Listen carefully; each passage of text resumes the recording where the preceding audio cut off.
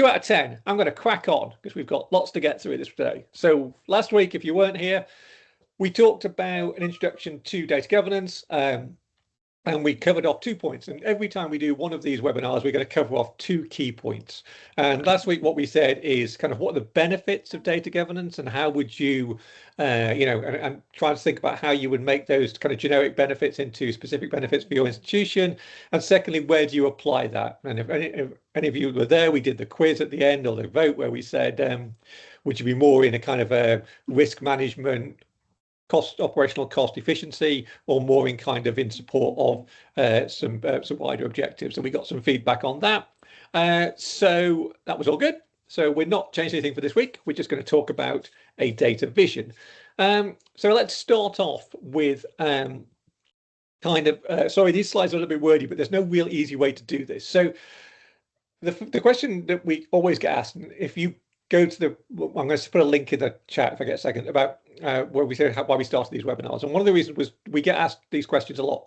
So I was trying to kind of answer them in a way that hopefully people can take those away and be able to apply them. So the first thing is, what's the difference between a vision and a strategy? I'm not going to read off the slides. You'll be reading that slide, not listening to me, and that's all fine. But the key thing is the vision. And whether you need one or not, we'll come on to, but the vision is really the end state. It's kind of a very high level, aspirational. This is what we want our data to do.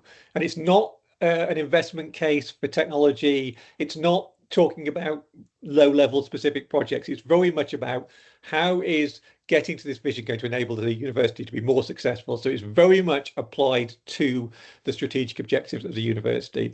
A strategy is more the journey, the road of how you get there. So if you think of it as a vision as an end state, and the strategy is all about the kind of the journey, how we're going to get to that end state.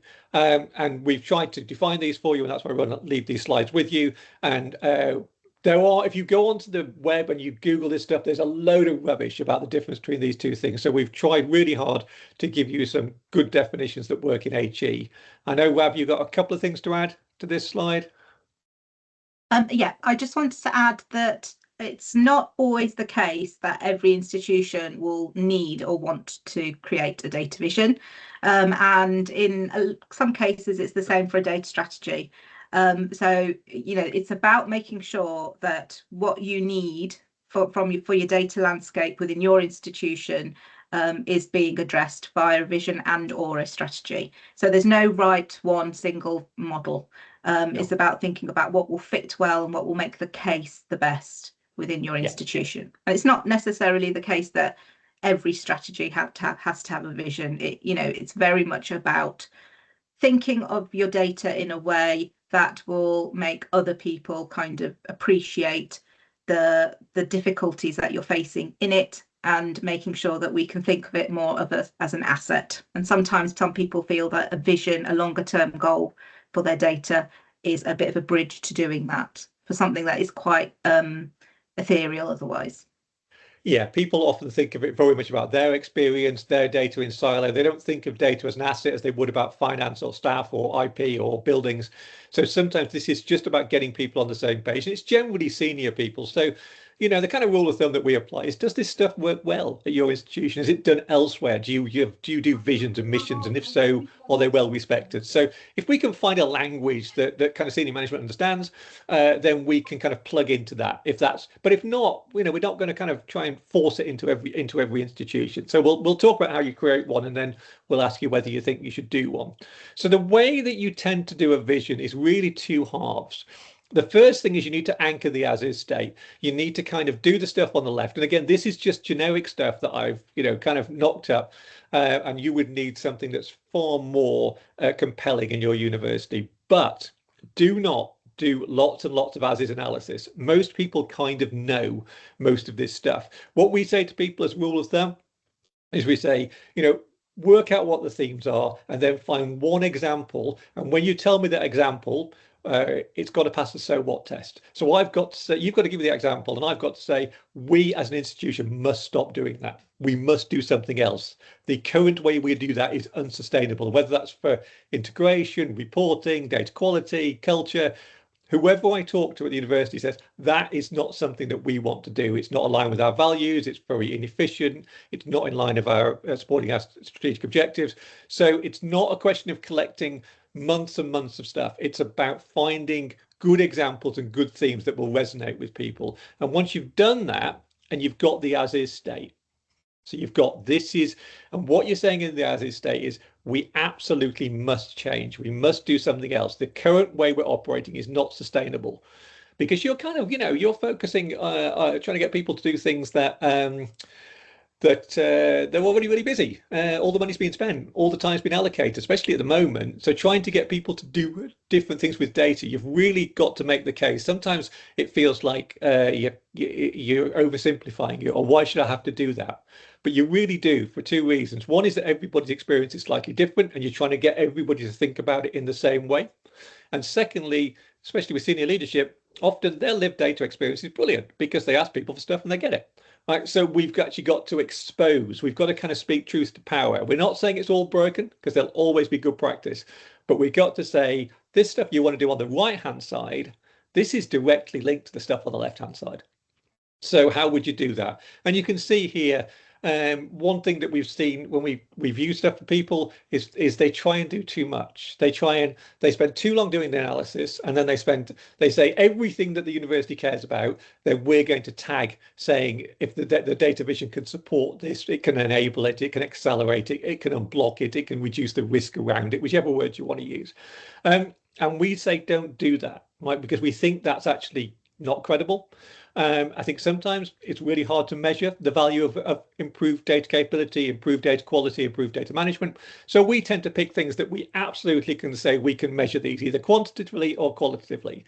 And again, I'm not going to read off the slide for you, but you can see I've just created some examples which would you might see in your own universities. I'm sure you've got a bunch of goals that you're getting to, and I'm sure you've got a bunch of strategic objectives. So it's about, as we said last week, it's not about a template that you fill in. I mean, we're kind of giving you the ways to do it, but it's got to feel very much in your tone of voice, very much the narrative of your university, very much the way that you get things done. It's a successful way to almost get kind of change management programs done. One of the other pieces of advice that we would give you is when you're doing the interviewing, make sure you interview some of the people that you want to convince. So kind of, the vision stuff we do, we try and interview top members of the SMT, kind of heads of professional services, academic deans, and we say to them, what does good look like for you? And that's what goes in those blue boxes. That's what goes in those boxes that says, this is the kind of thing that we want. Sometimes they'll tell you that the HR system's rubbish, and so you've kind of got to get through that. But the key thing here is having an as-is state that says we must change, and a to-be state that people say we absolutely want that. We can see that fits in with things that we already want to do. What were you going to add to that, Rav? I just want to kind of really emphasize what you've already said, Alex, which is about it's very easy to fall down the trap of spending too much time on the as-is state because data is one of those things that once you kind of ask people what doesn't work and what's wrong, it's an endless conversation because everybody touches data in one way or another across an institution, and people get quite passionate about it. So need to think about harnessing the prominent arguments that we can make to evidence why we want to kind of change the way data is viewed within the institution. And that by no means belittles everybody's experience, but it's about picking out the key themes and aligning them where the most value is seen by the most senior management. So that's why, Alex, again, picking up on the point that you made about not diluting too much what all the problem or what all the solutions could be, but being much more targeted. But it always starts with making sure that you are as firm as possible and collecting the as is state, because that is the easiest area to become sucked into. Yeah, and sometimes that's what we do because we're kind of data people, most of us here, and people do find this difficult. This is the strategy people do find difficult. It feels outside of your own experience. It's one of the reasons why we we've done 3 webinars on it, because we know this stuff feels hard, and it's like, well, how am I going to go and interview the head of HR? And if you've got those kind of questions, we can talk about how you get those people involved and how they might want to be, how they would be interested in talking to you. So if you've got questions like that, pop them in the chat, and we'll either pick them up today or we'll pick them up afterwards, because there's always a way in. And that sometimes narrows down the stuff on the right, because you find kind of advocates, people that want to come on the journey with you. And okay. we have a whole webinar on that as well next year. We do have a whole webinar on that next year. Right, so let's talk about today. So if you look, your data vision, I mean, I've picked it up, I think, in the first slide, is it doesn't want to be 50 pages long. You don't want to spend loads of time, developing it, when really you're looking for something very concise and very punchy. And what we've done here is, I'm not saying you should do it this way, but if you're going to create kind of a vision statement, what's this vision statement saying? Well, what are we doing? We're looking at 4 things. We're always going to start with value. We're always going to say, what is the thing? Why would we do this? What's the value to the institution? And then we're not going to talk about tech. We're going to talk about culture, because this is a change management program. This is absolutely something where we have to change the way that people kind of have a relationship with data. We have to kind of improve everybody at the university. So it's a culture. Technology is never going to save you, right? So it's culture. And what does that mean? And again, you can see here, I've put some words in, and they're very generic, but they're the kind of things that I think the language is that high level. It's trying to be kind of enthusiastic about the to be state. It's also trying to be pragmatic. And again, when you look at that, the last 2 really are about that. What skills do we need? So we kind of acknowledge that we don't have all the skills that we need to do this. And then what leadership? Because leadership is one of the biggest issues. Data leadership is so franchised at universities. It's so hard to get a common goal. It's why we do everything in silo. And I think calling it out in a vision is actually a really valuable thing to do, because you're going to be coming back to this. And like I said, we've got at least one webinar on how do you get stakeholder management around data. But I quite like this approach. I'm not saying it's perfect, but it's kind of going, there's a thing, and we've got to change these 3 things to have the thing, right? So there's the end state, and kind of here's the start of the journey. Okay. So that is essentially how we do for time. Oh, we're doing okay. So that is essentially what I think needs to be done for a output. What kind of things would you add to that, Rav? I just want to remind everybody that a vision should be very punchy. And it needs to be something that's a short statement which really hits on where you want to be in terms of your data landscape going forward. But I think you used the word anyway, Alex, it needs to be rooted in pragmatism. So there is no point in thinking of a vision which will be so far beyond what the institution can achieve in 3-5 years, because you've got to think about the next step, which is about the strategy. And I know we're going to go on to that next week, but you have got to think about what steps you need to put in place in order to move toward achieving that vision. Yeah. So it needs to be measured and balanced. It does need to be aspirational, but balance is the key. And also it needs to be very succinct and powerful, so that anybody that reads it can understand where the university wants to be in terms of its data in the future. And you can see where I've kind of emboldened some things here. Again, they're quite generic, but data to be quick, effective, and impactful. Everybody trusts the data, the right data. These are the kind of messages that tend to land. I mean, I think that the thing with these as well is one thing that I've learned over the years is you've got to be ready. If you do go down this route, if somebody says, what am I going to do next? We agree with the vision, and it's very easy to agree with the vision. But Rav's point about, if you create a vision that you can't implement, you're wasting your time. So you've got to be able to say, what's the next step? Is that a strategy? Is that a proof of concept? We'll give you some of this next year. But you've got to be ready for the question, what are the next steps? So the 2 things to keep in mind when you're developing a vision is A, it's absolutely got to be something that's going to resonate in the university and make the case for change. And B, we've got to be able to do it. Okay, sounds really obvious. The amount of ones that we've seen that pass neither of those tests is more than the ones that we see that do. So on that note, we're going to do a vote. After last week, anybody was there, we had a nightmare with polls, so we've gone to forms. Rav, do you want to talk them through the form? Yeah. So I've just added a link to the form in the chat. So if you click on there, you will see each of the questions that are on the slide in front of you here. We want to know whether a data vision is something that would be beneficial, whether that is something that you would want to explore within your institution, and then to think about whether a vision should be part of any business case to create agile data governance. Now, there are three options for each of those votes: a yes, no, and an unsure, because a lot of this we're going through at breakneck speed, and there's absolutely nothing wrong with needing to have some time to reflect and think through what's needed. So if you want to hit the unsure button, by all means go ahead and do so. But we've also created a couple of areas for you to be able to record your thoughts around your votes. And again, I just want to focus on the fact that we will be building out a personalized journey for each of these votes. So that's why we're asking for an email address. So at the end of this series, we'll be able to give you a bit of a journey of what you've chosen throughout the webinar series, and to give you hopefully a bit of a head start on what you might want to do next.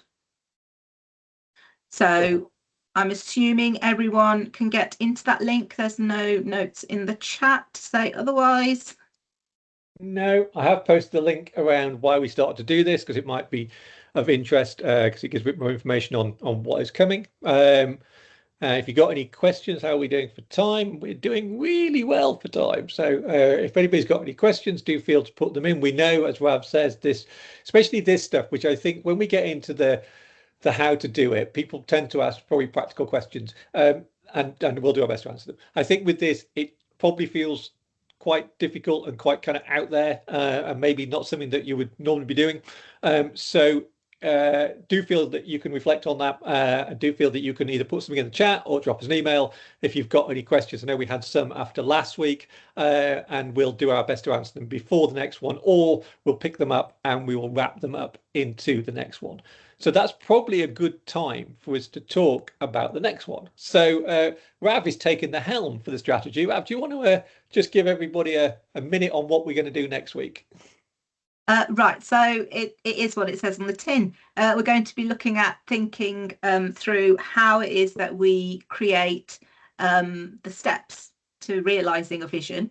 It's not predicated on having done a vision at all, but we're going to be thinking about the strategy through four lenses, particularly technology, people, culture, and scope. And that will help to form a bit of a foundation on some of the key points to think about if a data strategy is going to be the way forward for you to create a data governance business case within your institution. So yeah, very much looking forward to that next week. Yeah, and we're going to talk about kind of, again, why would you do a strategy? How big does it need to be? Who do you need to have involved? We'll cover off that stuff as well. This list is getting bigger. I keep finding stuff. There's I found a very nice stuff about making data quality matter, which I think would be very helpful if you're been to the first two workshops. So what we're going to do is I'm going to put this on the website early, because there's links in here, and I'll give you a link to that so that you can get to some of these articles, and we'll just keep adding to them, because as we go through, we'll try and give you some material that would help you develop some of the stuff that we're talking about. So I think that's us for today. Yes, that's everything, and we look forward to seeing you next time at webinar 3. Thank you. Bye-bye.